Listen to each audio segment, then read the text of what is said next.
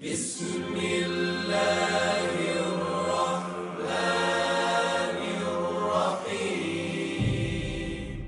ایک بار نا حضرت عمر رضی اللہ تعالیٰ عنہ حضور صلی اللہ علیہ وسلم خلیفہ دوم ہیں۔ کون خلیفہ دوم؟ حضرت عمر فاروق رضی اللہ تعالیٰ عنہ نے ایک لشکر تیار کیا حضرت عمر فاروق رضی اللہ تعالیٰ عنہ۔ کس کے لیے؟ جہاد کے لیے ایک لشکر تیار کیا۔ اس لشکر کا سپہ سالار، اس لشکر کا افسر حضرت ساریہ رضی اللہ تعالیٰ عنہ کو مقرر کیا۔ حضرت ساریہ رضی اللہ تعالیٰ عنہ اس لشکر کو لے کر ایک دوسرے ملک میں جہاد کے لیے روانہ ہوئے۔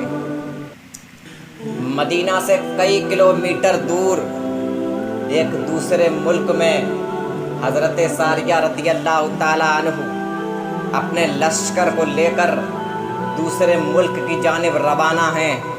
حضرت ساریہ رضی اللہ تعالیٰ عنہ اس ملک میں پہنچ کر دشمنوں پر حملہ آور ہو گئے، جنگ کرنے لگ گئے، جہاد کرنے لگ گئے۔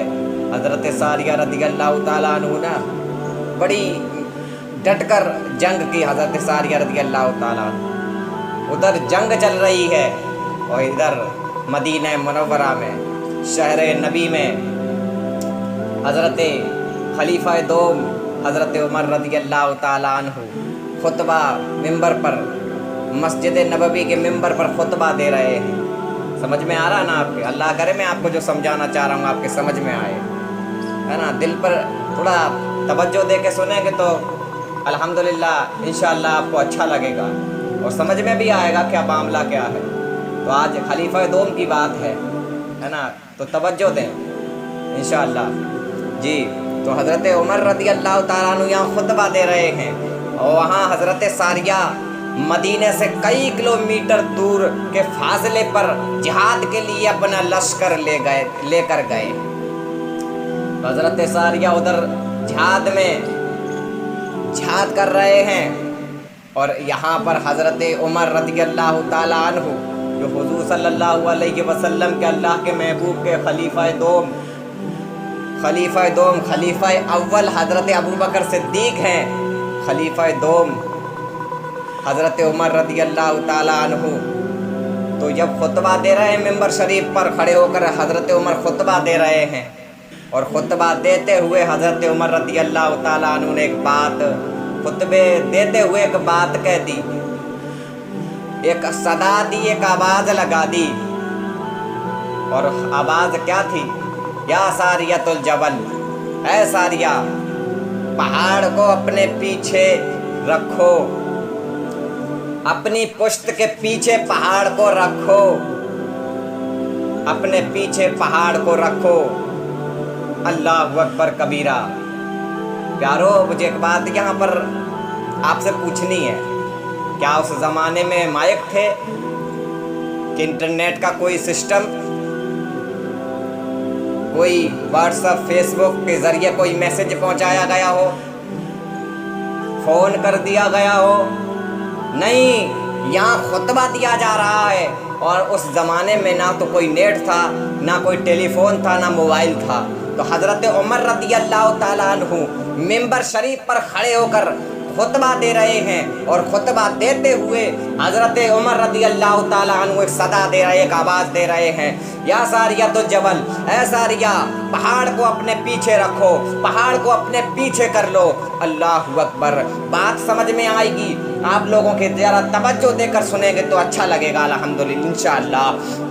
تو حضرت ساریہ وہاں موجود نہیں ہے، حضرت عمر رضی اللہ تعالیٰ عنہ نے صدا دی تو لوگ حیران ہو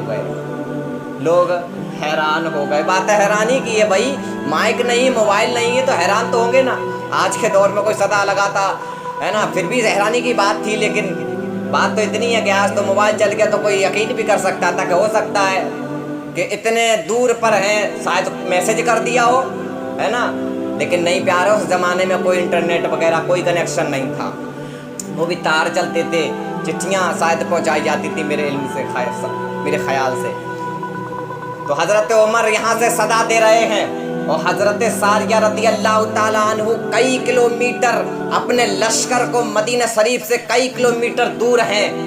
اللہ اکبر۔ جب لوگوں نے حضرت عمر رضی اللہ تعالیٰ عنہ کی یہ صدا سنی ہے تو حضرت عمر کی یہ صدا پر لوگ حیران ہو گئے، پریشان ہو گئے کہ آخر خطبہ دیتے ہوئے یہ بے جوڑ بات کیسی؟ اللہ اکبر۔ لوگوں کے سمجھ میں کیسے حیرانی کی بات ہے پیارے، بات ہی حیرانی کی ہے تو لوگ تو حیران ہوں گے نا بھائی۔ تو حضرت عمر کی اس بات پر لوگ بڑے حیران رہ گئے کہ حضرت ساریہ تو کئی کلومیٹر دور مدینہ منورہ سے دور ہیں، یہاں موجود نہیں ہیں، لیکن حضرت عمر کس کو صدا دے رہے ہیں، کس کو آواز دے رہے ہیں؟ اللہ اکبر کبیرہ۔ دیکھیے تو ذرا اللہ والوں کی شان کیا ہے۔ اور پھر خلیفہ دو میں اللہ کے محبوب کے، ہے نا، کہ البتہ کچھ دنوں کے بعد حضرت ساریہ کا میدان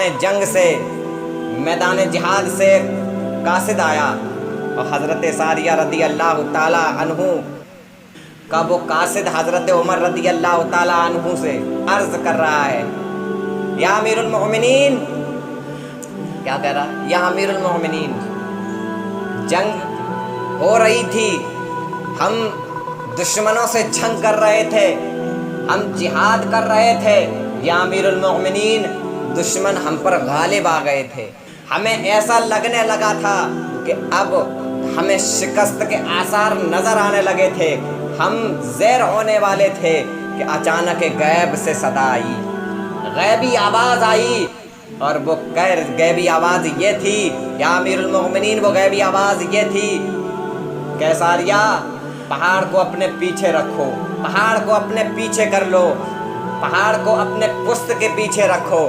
اللہ اکبر کبیرہ۔ کہتے ہیں ہم نے اس ہدایت پر، وہ قاصد کہتا کہ ہم نے اس ہدایت پر عمل جب کیا تو اس طریقے سے جیسے ہی ہمارا لشکر پہاڑ کی جانب جب گھوما ہے، پھرا ہے، پہاڑ کی جانب روانہ ہوا ہے، تو جب ہم نے پہاڑ کو اپنے پشت کے پیچھے کر لیا ہے، اس طریقے سے امیر المؤمنین ہماری پشتیں محفوظ ہو گئیں، اور پھر ہم نے ڈٹ کر دشمنوں کا مقابلہ کیا، اور اللہ تعالیٰ نے دشمنوں کو شکست اور ہمیں فتح دے دی۔ سبحان اللہ۔ دشمنوں کو شکست دے دی، ہمیں فتح دے دی۔ اللہ اکبر کبیرہ۔ تو پیارے، دیکھا اللہ والوں کی شان کیا ہے۔ حضرت عمر رضی اللہ تعالیٰ عنہ کی یہ شان ہے، تو امام الانبیاء کا عالم کیا ہوگا؟ امام الانبیاء کا عالم کیا ہوگا؟ محتاج کا جب یہ عالم ہے، مختار کا عالم کیا ہوگا؟ تو کس حیثیت سے لوگ کہتے ہیں کہ امام الانبیاء اللہ کے محبوب کو، رسول اللہ صلی اللہ تعالیٰ علیہ وسلم کو غیب کا علم نہیں؟ وہ یار، علم تمہیں نہیں ہے، تمہیں علم نہیں ہے، اسی لیے تو ایسی بات کر رہے ہو۔ علم ہوتا تو ایسی بات نہیں کرتے۔ جب حضرت عمر رضی اللہ تعالیٰ عنہ، جب ان کے شاگرد کا، ان کے غلام کا یہ عالم ہے کہ کئی کلومیٹر دور ان کا لشکر کو لے کر حضرت ساریہ گئے ہیں، اور وہ یہ بھی دیکھ رہے ہیں کہ ساریہ کر کیا رہے ہیں، وہ یہ بھی دیکھ رہے ہیں کہ ساریہ کے ساتھ کیا ہو رہا ہے، اور دیکھتے ہیں جب ساریہ الجھن میں ہے، جب پورا لشکر شکست کھانے والا ہے، اس وقت صدا بھی دے رہے ہیں، اور یہاں سے ایک اللہ والا صدا دے رہا ہے، وہاں ایک اللہ والا صدا سن رہا ہے۔